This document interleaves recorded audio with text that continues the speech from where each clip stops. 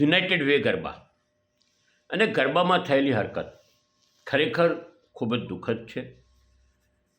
વડોદરામાં આ પહેલાં પણ એક ગરબામાં મને યાદ છે કે ત્યાં સુધી ગયા વર્ષે ઇલેક્ટ્રોનિક સિગરેટ પીતી છોકરીની બબાલ હતી ને આવી જ પરંપરાઓ ચાલે. ખરેખર સંચાલકો અને સિક્યુરિટી શું કરે છે મોટો પ્રશ્ન છે. ધ્યાન આપવું જોઈએ. ગરબામાં અશ્લીલ હરકત થતી હોય અને આજુબાજુ બી લોકો જોયા કરે, દુઃખની વાત છે. સંસ્કૃતિ સાચવવી પડશે તો બધાએ જાગવું પડશે. મીડિયા જાગૃત છે તેનો આ પુરાવો છે કે તમે બધા અત્યારે મીડિયામાં અવાજ ઉઠાવ્યો છે. પણ સમાજમાં દરેક સ્તરે જાગૃતિ લાવવી પડશે. પાશ્ચાત્ય સંસ્કૃતિના અનુકરણમાં સંસ્કૃતિનો નાશ થાય તેવું કદી કબૂલ નથી કે તેવું માન્ય નથી.